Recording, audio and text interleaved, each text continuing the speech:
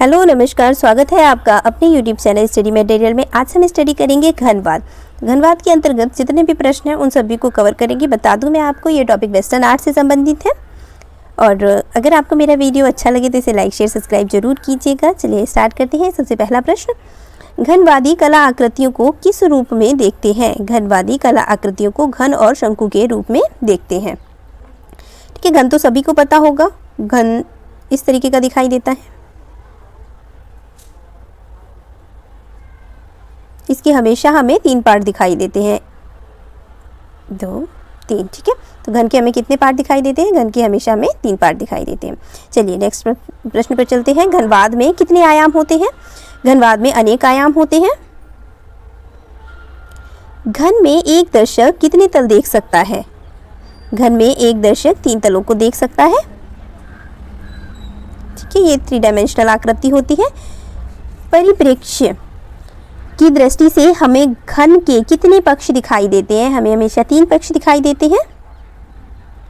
कौन से कलाकारों ने ज्यामितीय चलन, चमकदार रंगों एवं तकनीकी के समावेश अपने चित्रों में किए हैं? Paul Cezanne and Vincent van Gogh, Picasso एवं ब्राक, माने एवं एडगर डेगा, वॉन एंड आइक बंधु। इन सभी में से पिकासो एंड ब्राक सही आंसर है। ठीक है, नेक्स्ट प्रश्न है हमारा, पिकासो किसके समय में पैदा हुआ है? पिकासो घन चित्रण शैली के समय में पैदा हुआ है। घन को इंग्लिश में क्यूबिज्म कहा जाता है। ठीक है, तो ये किससे संबंधित है? ये पिकासो घनवाद से संबंधित है।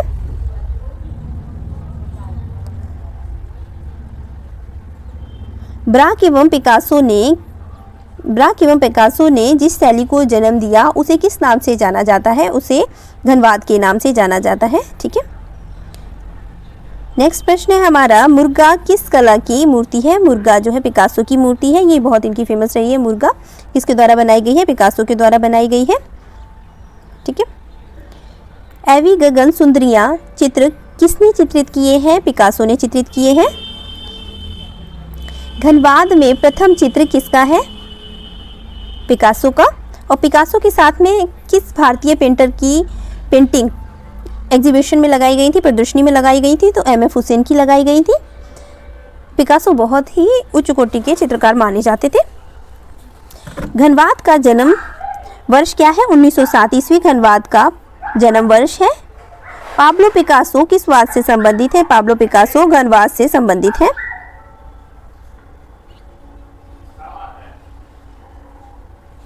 घनवाद के प्रवर्तक कौन है? पिकासो, ब्राक घनवाद के प्रवर्तक माने जाते हैं। 3 संगीतज्ञ पेंटिंग किसके द्वारा बनाई गई है? 3 संगीतज्ञ पेंटिंग पिकासो के द्वारा बनाई गई थी और ये बहुत ही फेमस रही है। तो इसकी डिटेल देख लेते हैं।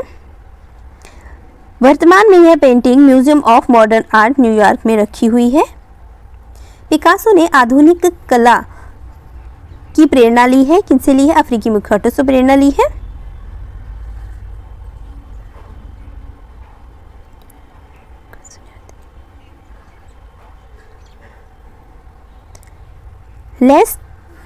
लेस डेमाए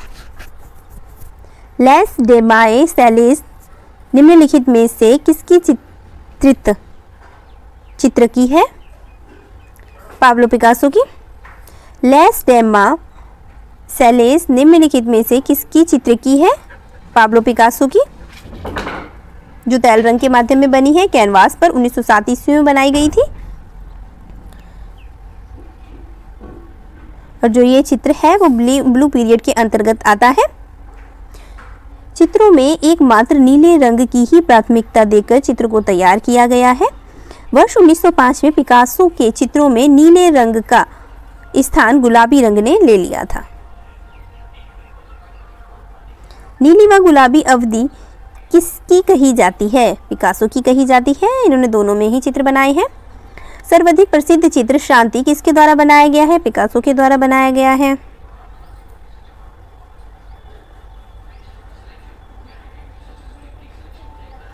देखिए, पिकासो ने कलाबाजों, भांडों, सितारवादकों, मस्खरों के चित्र बनाए हैं। पिकासो ने चित्रों में नीली की जगह गुलाबी रंग को प्रमुख स्थान दिया है। नीली अवधि के चित्रों का मुख्य भाव मानवीय दुख, जबकि गुलाबी का जो भाव है वो है निराशा एवं समर्पण का। पिकासो रहस्यवादी शैली के लिए प्रसिद्ध थे। पाब्लो पिकासो का जो जन्म हुआ है, इसे याद रखिएगा आप, कब हुआ है पूछ सकते हैं। 1881 ईस्वी में स्पेन में हुआ था। मृत्यु इसकी 1973 ईस्वी में हुई थी। नेक्स्ट प्रश्न है हमारा, पिकासो की मृत्यु किस शताब्दी में हुई है? 20वीं शताब्दी में हुई है। कलाकारों पाब्लो पिकासो किस शैली के लिए प्रख्यात है? रहस्यवादी शैली के लिए प्रख्यात है। अपने पिंक पीरियड के लिए कौन चित्रकार प्रसिद्ध है? पिकासो है। पिकासो का जन्म कहाँ हुआ? स्पेन में हुआ। पिकासो का जन्म कहाँ हुआ है? स्पेन में। पाब्लो पिकासो कहाँ पैदा हुए थे? स्पेन में। इनका जन्म कहाँ हुआ है? स्पेन में हुआ है। पिकासो का विश्वविख्यात चित्र गुएर्निका किस शैली का है? गुएर्निका अति यथार्थवाद और घनवादी दोनों का ही है। ठीक है, तो इसमें अति यथार्थवादी और घनवादी दोनों ही सही है। दोनों में से एक का चयन अगर आपको करना हो तो मैं कहूँगी आप घनवादी पे टिक करें। ठीक है, फिर आपकी चॉइस है, दोनों ही क्वेश्चन सही है। इनकी डिटेल पढ़ लेते हैं। पिकासो द्वारा निर्मित विश्वविख्यात चित्र गुएर्निका सन 1937 ईस्वी में अति यथार्थवादी एवं घनवादी शैली की भावनापूर्ण उत्कर्ष देखने को मिलता है। ठीक है, इनका जो ये विशाल चित्र है 11/1/2 इंटू 25/1/2 का है, इनका जो एरिया है। ठीक है, इन्होंने पेरिस की प्रदर्शनी में स्पेनिश भाग में रखने के लिए बनाया गया है। ये चित्र जर्मन तानाशाही आक्रामकों द्वारा स्पेन की सीमावर्ती गांव गुएर्निका का ध्वंस है। एक बार इसे नेट पर जरूर देखिएगा, आपको समझ आ जाएगा। गुएर्निका का चित्रण प्रतीकात्मक है। पिकासो के अन्य चित्र कौन से हैं? एक सांड की लड़ाई, मूर्तिकार का कार्यकक्ष, मिनोटोरशिया 1935 ईस्वी में बनाया गया है। गुएर्निका पिकासो की कला का चरम उत्कर्ष बिंदु है। ठीक है, ये बहुत इंपॉर्टेंट है। पिकासो उच्च कोटि की आधुनिक मूर्तिकार भी थे, चित्र के साथ साथ मूर्तिकार भी थे। पिकासो ने कहा है मैं शैलीविहीन चित्रकार हूँ, अपने बारे में ही इन्होंने कहा है। प्रसिद्ध चित्र गुएर्निका के चित्रकार हैं कौन? पिकासो।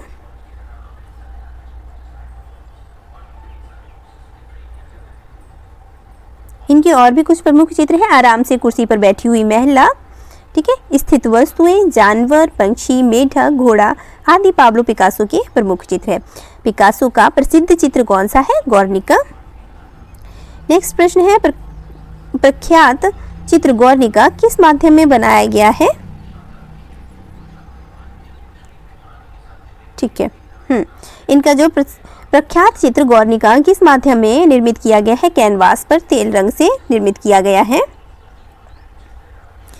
गुएर्निका किस कलाकार की रचना है? गुएर्निका पिकासो की रचना है। गुएर्निका पेंटिंग किसके द्वारा बनाई गई है? पिकासो के द्वारा बनाई गई है। प्रसिद्ध चित्र गुएर्निका को चित्रित किया गया है पिकासो के द्वारा। गुएर्निका चित्र किसने चित्रित किया है? पिकासो ने। प्रसिद्ध चित्र गुएर्निका किसके द्वारा चित्रित किया गया है? पिकासो ने। देखिए आप कितना इंपॉर्टेंट है, टीजीटी पीजीटी में बार बार ये पूछा जाता है। गुएर्निका चित्र किसका है? गुएर्निका चित्र पिकासो का है। गुएर्निका नामक चित्र किसने चित्रित किया है? पिकासो ने। द स्टूडियो के कलाकार कौन थे? पिकासो।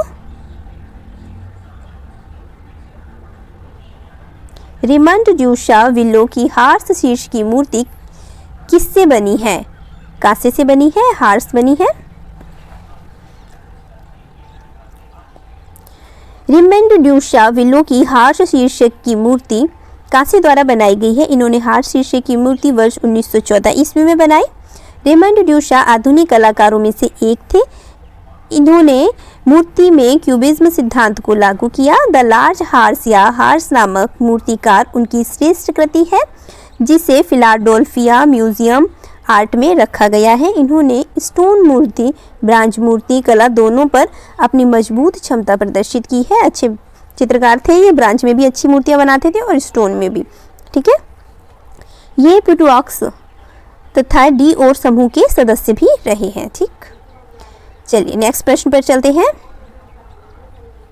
अच्छा, इनके कुछ इंपॉर्टेंट तथ्य भी पढ़ लेते हैं। ड्यूशा पहले आधुनिक कलाकार थे जिन्होंने घनवादी सिद्धांत को अपनी मूर्ति रचना द लार्ज हार्स में प्रयोग किया है। ठीक है, तो ये इनकी बहुत फेमस रही है, द लार्ज हार्स इनके द्वारा बहुत फेमस मूर्ति रही है। सन 41 वर्ष की आयु में ही इनकी मृत्यु हो गई थी। मृत्यु इनकी टाइफाइड की वजह से हो गई थी। ड्यूशा के भाई मार्शल ड्यूचैम्प थे, जिन्होंने रेडीमेड तथा अन्य प्रायोगिक कलाकारों की खोज के लिए जाना जाता है। द लार्ज हॉर्स कृति को पूरी तरह से मांसपेशियों के तनाव तथा दृढ़ता के लिए जाना जाता है। नेक्स्ट प्रश्न है हमारा, घनवाद से प्रेरणा लेने के उपरांत निजी विशेषता वाले कलाकार का नाम बताइए। रामकुमार।